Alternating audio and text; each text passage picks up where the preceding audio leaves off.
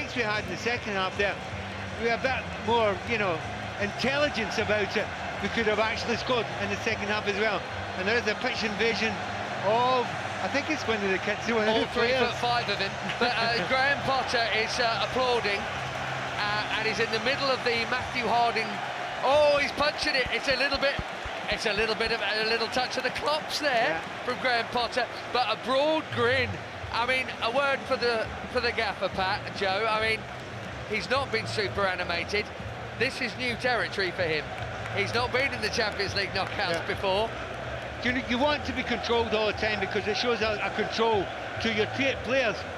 But every now and again, the players and the fans need something else. You need to understand that you feel the way they feel as well. And it'll come out with Graham Potter. I think he wants it to come out when he does something really big.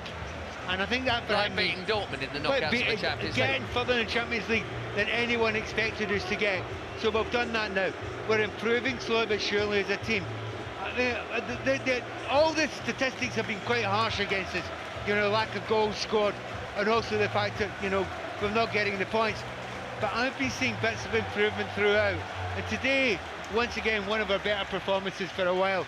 2-goal win against what is a very decent European side. Yeah, he can punch the air, but he'll want more now. He wants much more now. Back-to-back wins in 3 days. What are you all worried about, folks? Just in case you were concerned, the 3'0" pitch invader has been removed by 3 6-foot-tall security guards, so that he won't be causing any more bother. They're still whipping it up down here. Koulibaly, Ben Chilwell, who's taking his shinnies out and he's cuddling Kovacic, and he's whipping up the fans in the East Stand here. The Dortmund players are down in the far corner saluting their tremendously noisy fans, and we can be extremely gracious about them now, Joe, because we've beaten them, and it's always easier. Yeah, absolutely. They've been excellent. You know, from the start of the day, we mentioned beforehand, the reason that the kickoff was delayed was because of the traffic, because of the noise, because of the atmosphere. They travel immaculately well. They were brilliant at home. They're exactly what European nights are about, every bit as much as the Chelsea noise has been in here tonight. They've played their part, their team have played their part over the 2 legs. But I do want to say as well, boys, because there's been quite a lot made of Graham Potter over the last few weeks about his tactical decisions. Absolutely bang on the money again tonight in terms of when the game was going. Very quickly, very easily is it, you know, we can make it a helter-skelter game, go from end to end. He brings on Conor Gallagher, he brings on Zakaria with time sort of ticking down. We're sat here thinking you bring on Mykhailo Mudryk and maybe open it and stretch it the other end. He didn't, he shut the door, and realistically, as soon as he brought Dennis Zakaria on, all they could do was go long. Kalidou Koulibaly ate him up all evening long. It was absolutely bang on the money again tonight, and everybody, including Graham Potter, deserves this evening. Can I add one other person that I said we'd never really get a lot to? Bowling. Well done, Todd. He's actually stuck to it and stuck by Graham just now. And really, when you want somebody to stick by something and give him a little bit of time, you begin to see a little bit of fruit of that just now, and I'm really happy for Todd. Well, Dortmund have just finished leaving the field. In fact, so have Chelsea as well. Dortmund could go back to their Bundesliga race. Tonight could effectively have been the end in competitive terms of Chelsea's season, which so rarely happens here. Only really when Gus took over from Jose second time around was everything done by mid-March, and that is not going to be the case. I've forgotten when the draw is. Is it Friday of this week or next week?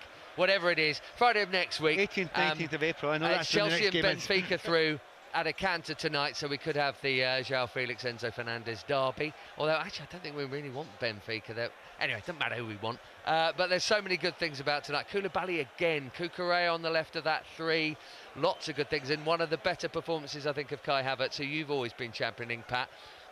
Sometimes I take some convincing on him. I'm a bit up and down, but you've always championed him. I do. He had a great game tonight. Great game. I do stick by him for a number of reasons. Everybody knows he's not an out-and-out number 9, right? For sure. It's not his position. However, his intelligence at the start of the game, he was dropping off. Their central defenders just didn't know what to do with him. But when he had to be physical, he was more physical today. But his technique on the ball today was exceptional, and I know he's got that. He is right up there with the best in the business with technique on the ball. And there was just moments where he was doing little flicks and little tricks that weren't for show. They were to drag people along and then play us out of a stressful situation. I mean, he hit the post tonight. He scored the penalty under severe pressure, under massive pressure. And I do think the manager might have been tempted to take him off at various points because of the work rate. But you thought, well, who's going to hold the ball up anywhere near as good as him? No one did. And it's not the phrase you usually use about Kai, holding the ball up well. But play it to his feet and he'll do the business for you. And I loved what he did tonight. And again, he is one. You're talking about big players. Raheem, a big player for a big Champions League moment. For Chelsea Football Club in recent years, no one is a bigger player for a bigger moment than Kai Havertz. And he's going to have some more big moments with a bit of luck. I was just thinking, Joe, this is supposedly a transitional, and externally at least people saying terrible Chelsea season with a Champions League quarter-final in it. Can you imagine being other football clubs where a poor season is being in the Champions League quarter-final that hasn't even been played yet? Listen, let me get carried away a little bit, all right? Because when you are a Chelsea fan, there is no such thing as a dull day. You don't have boring days. There are other football clubs that go through waves. Things might go well, things don't go well. There's never a quiet day with Chelsea. And like you said, transitional. Chelsea are in the quarter-final of the Champions League. Not just that as well. You look at the run that we've got. It's not only winnable.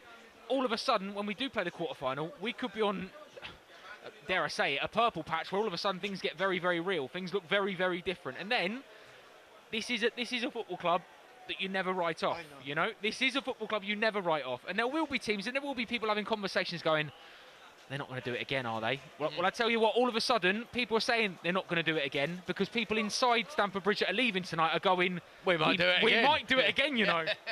It's a good point you make with what's coming up. It's Leicester and Everton next, Pat. A couple of sides, and then we've got an international break, and then it'll all get going again early April. And Liverpool and Villa after that. I mean, Liverpool are like that. 3 of those 4 games are at home.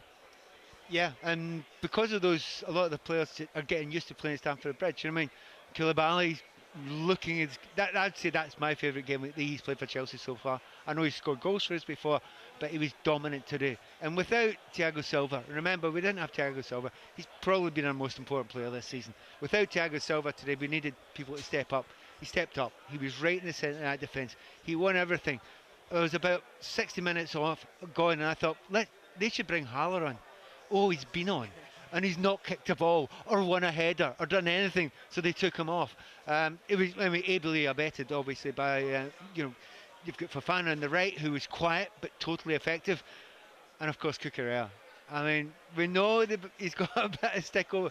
I don't think he really put a foot wrong tonight, did he? I sorry, Pat. I never thought I'd be in a position to say we didn't miss Thiago Silva tonight. Yeah, we did.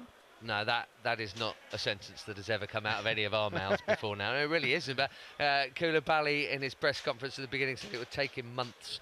I don't know if that's all right as a 31-year-old who's been playing pretty high-level football. You know, Napoli 7 seasons, international captain. Maybe that's a little bit, I don't know, disingenuous to say that, but maybe it's a big club. Maybe it's a self-fulfilling prophecy. This is a big club to come to. Yeah, you know, and the expectations and it's a tougher league to defend in than Serie A for sure. 100%. Pablo Mari left Arsenal for Udinese and looked like a colossus. So yeah. So it's those things are different. Not just Koulibaly, but you have to look at the number of players that we have coming in here that are expected to go and control games in the Champions League for a club that they haven't played for too long. You know, expecting huge amounts from Enzo, huge amounts for every young player that's coming through just now. So yeah, the expectation's high, but every single game that passes, they learn. And just looking at the last couple of games, they're learning quickly. So that's back-to-back wins, scoring goals here again, 2 clean sheets in a row. Feels a bit more like it, Joe, doesn't it? It does. And then all that, that's all this mob wanted, right? Oh, 100%. And then you get the atmosphere you get tonight. And then next time out, and here we go, snowball. Look, that's the plan. Yeah, let's be brutally honest. Us as Chelsea fans, we've been spoiled. We've been spoiled the last 2-3 decades. You know, it's been that way where, like you mentioned earlier, even a bad season, we'll win an FA Cup. We'll be in a cup final somewhere along the line. This is difficult for Chelsea fans to swallow, the fact that things are going to be different because we are going to take time to get better. But I tell you what, if you look at that pitch tonight and you go across Enzo Fernandez, you look at Joao Felix, you look at Kai Havertz, Reece James, Wesley Fofana, you look at the ages of those boys and you think 3 or 4, 5, 6, 7 years down the line, that could be our starting team tonight. Mason Mount still to come into it, you know, even, you say it, but maybe Mikhailo Mudryk as well coming into that as well, options. You never know, do you? And all of a sudden, that position, that stance of a Chelsea fan going, do you know what, I can see it. I can see what's going to happen here. There's going to need to be a little bit of patience that we're going to be in a quarter-final of a Champions League. This team is capable of competing on all 4 fronts.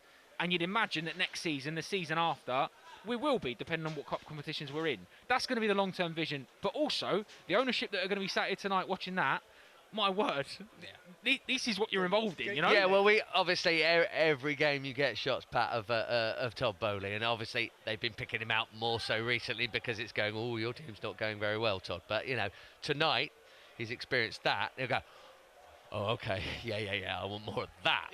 Do you know when you bring a friend back or whatever to meet your other friends and you want to show them the best of everything, and then it's a bad night out and you go, oh no, but honestly it's really good. Yeah, you bring him to the 0-0 with Fulham, which he did. He had some mates with him in the box. It's great fun here, and then finally it happens and he feels it, and he's known it himself. He's watched Chelsea enough. He's understood it, but to be in the midst of that, where wait a minute, this is quarterfinals of Champions League. This is the real deal. This is the business that I want to be involved in. This is a club with a passion that I wanted to feel. He obviously feels a massive, massive part of it already. The money that they've put in, but also the way that they've worked really, really hard and staying true to what they wanted to do. Everybody's shouting and bawling in the media. They're all saying exactly the same thing. And he's sitting there sphinx-like going, no, there's a plan here. I've never wanted a plan to work more in my entire life, because I love the idea of all those young players that we're talking about coming through together and working together and growing together. And it might take 2, 3, 4 years to get better and better and better. But I can see enough quality there. And there's players that haven't even got on the pitch tonight. Mudryk is phenomenal. What a player he is. Players who aren't even registered for this competition. Exactly. I mean, Badiashile has been not phenomenal. Not in Madueke, but Badiashile. So, it's hard to ask fans for patience. Particularly younger fans who maybe haven't seen the harder thing. And even more so younger Chelsea fans. And I accept that, and we all accept that. But in the end, we've had this, let's go and buy brilliant success and have it every year, right?